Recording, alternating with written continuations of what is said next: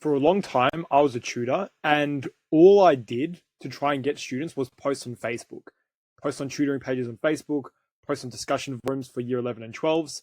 And this got me absolutely no students at first. And you might be in the same position where you're doing exactly the same thing. You're just posting on Facebook, you're expecting leads and potential students to come from that that way or that means, and it just doesn't work. It just doesn't work. And you have no idea where to go from here. Now, when you post on Facebook and you just post in these forums, you imagine yourself just putting your name out there against hundreds, if not thousands, of other tutors in exactly the same forum. Now, do you think that you stand out in a certain way? Do you think that they recognize you more so than everyone else? It's very unlikely. And if you just base this off statistics, you'll know that it's very unlikely that a student is going to choose you if they're just choosing someone randomly. But usually I've noticed in these forums that the top tutors, the top performers that get all the students and get all the leads and get all the interest are the people who have heaps of testimonials. And you might be thinking, well, how can I get testimonials if I can't get students? This is the exact dilemma of 99% of tutors out there who are trying to scale their leads and trying to scale their clientele to a position where they're actually quite happy with the amount of students that they get. You might just be stuck on a few students and you want to scale it more. You want to scale it up to 10, up to 20, up to 30.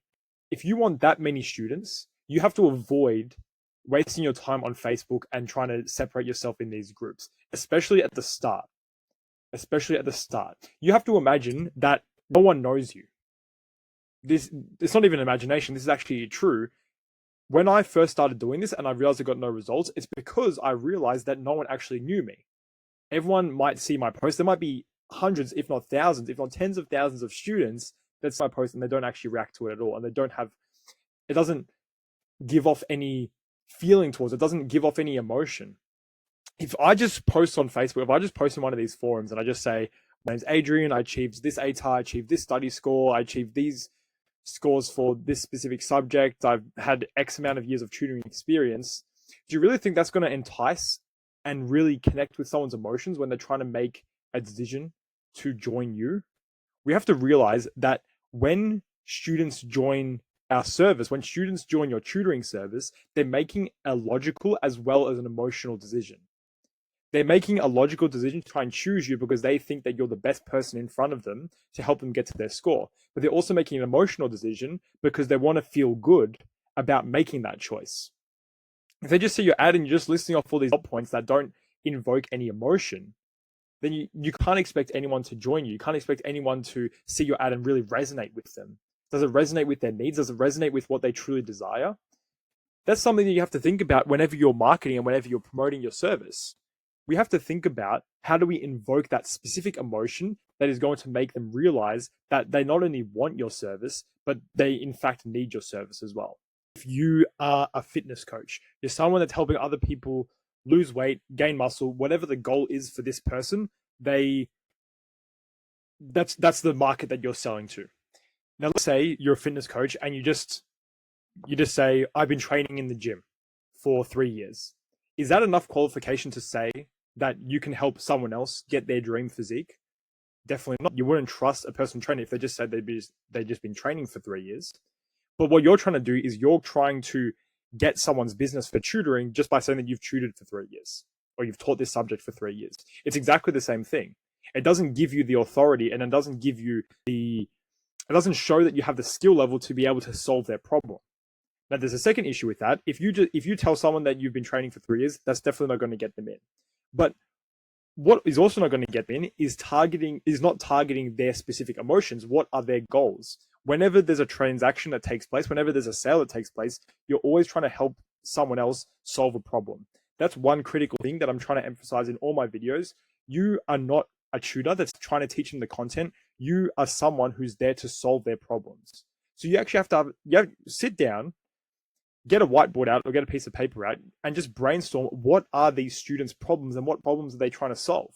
And it goes deeper than they're just trying to get better at subjects. It goes deeper than they're just trying to increase their scores. Think about their desires and think about deep down what they truly want. So if you take a year 12 student, what do they want? Do they just want good test scores? Well, yes, of course they want good test scores, but why is that the case? They don't just want good test scores because I just had a good test score. I just scored 90% on my test.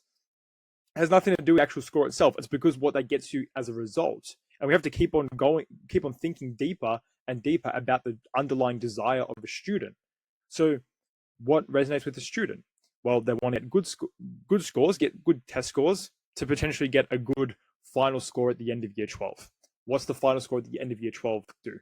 It gets them into a degree that they want to get into. Let's say if it's med, let's say if it's law, let's say if it's engineering, whatever else. They're just, or if they're not in that, if they're not going towards year 12, they're trying to get towards year 12. They're trying to make their life easier. Let's say if they're in year 9, year 10, year 11, they're trying to get smarter now or get higher grades now to make it as easy as possible later. The end goal at the end of the day is still to graduate with a high enough score to get into one of those degrees. Now, again, take that one level further. Why do they want to get into one of those degrees? Because they want to pursue a job in that career. Let's say if they want to do medicine, it's because they want to become a doctor at the end of the day, and they might want to do a specific specialty as a doctor. And then again, you can take it one step further. Why do they want to become a doctor? And you could just keep on going with this. Why do they want to become a doctor? Because they can make a lot of money. They want to make their parents proud. They want to make themselves proud. They want to achieve something that is very sought after, and it's put on a pedestal, being a doctor. And then why do they want it? And then again, you can just keep on thinking that. But what we need to do is pinpoint that with our marketing. You need to pinpoint that when you're trying to attract students. You need to get an understanding of what individual student wants and target that. So when you're advertising your tutoring service and when you're going through the sales process, it's not, I can get you this score. Okay, yes, they want scores, but we need to say, I can get you into your dream career. As an example, my help will help you get into a dream career. I'm going to help you get into your dream career, get the dream grades that you need for that dream career, and put you on the path to give you that opportunity in the best possible way. That's what we should be targeting. We should be targeting that level of emotion. So that's the emotional targeting that we need to induce from the students. It's not just, I've tutored for 3 years. It's the same thing with, if you look at fitness coaching, for example. It's not, I've been fitness coaching for 3 years, or I've been training in the gym for 3 years. It's, I'm going to help you achieve your dream physique by summer. I'm going to help you lose weight. I'm going to help you gain muscle. I'm going to help people. I'm going to help you get you into the best shape of your life before summer. It's that level of emotion. It's that emotional inducing messaging and marketing that what actually entices students. Again, this needs to be done in the correct way, but this is what I see a lot of students doing, or this is what I see a lot of tutors doing when they're trying to market their service. Now, it's not to say that you should be shoving it down their throat. When you're posting on Facebook, you shouldn't be saying, do you want to get into a dream career? It should be integrated within the messaging within a smooth way. I mean, there's no right or wrong way to do it, but how I did it was in a very specific way where it's sprinkled in. It's in the messaging. It's not super direct to say that if they don't get my help, then they're not going to get their dream career. But it needs to induce a similar level of emotion to say, okay, this person is going to help me get into my dream career with these steps. And what you'll notice is that when you realize that you're helping them achieve that higher goal, that really high goal, and it's a lot of layers deep, getting into their dream career because they want to make their parents proud, they want to make themselves proud. What we need to be doing is thinking about what other things can they do to help them get there. Because when you think about it from that perspective, it opens up a horizon of, oh yeah, this person doesn't only need to know the content better, they need to know how to sleep better in order to optimize their study routine. They need to understand how to create a schedule. They need to understand that diet is super important for cognitive function. They need to understand that stress management is super important for cognitive function. All these other things that come up when you broaden your horizon and you think about what a student's deep desire is. It's not just getting higher test scores. Just remember that whenever you're marketing to your next student, and when you market to students from now on, it's not just about getting higher scores. It's about achieving the underlying goal and understanding what their heart actually desires and aiming towards that with your messaging. Now, just to round this off, the summary is that just by posting on Facebook, it's not going to elicit the emotion that comes with your messaging. It's not going to elicit the emotion of what you're trying to help your students with. What we need to do is we need to be presenting to them in a platform that allows us to invoke this emotion. For example, I'm recording this video and I'm just freestyling a bit. I'm just kind of speaking in my mind about messaging and invoking emotion with, with potential students. You need to be doing exactly the same thing. You can't just do it on a static Facebook post. We need to be doing it in formats such as this. So, for example, on YouTube, you're probably watching this on YouTube. We need to be invoking emotion in the same way, and in a platform that can actually transfer that across to the student. If they're just reading something, it's very hard for them to feel the same emotions that you're feeling.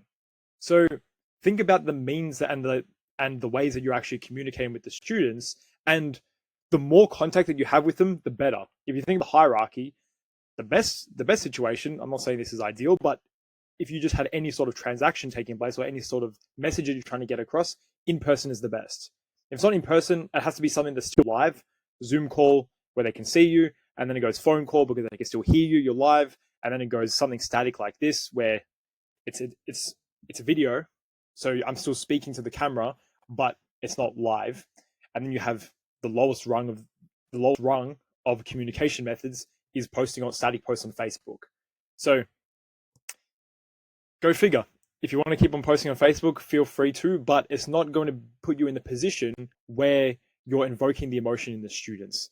If you need help with doing this, and you also need help with other aspects of your business, for example, where to actually target students from, how to convert potential students to actual students, I've got a full video breaking this down. Link is in the bio. It has a full breakdown end to end of exactly how to build your tutoring business up.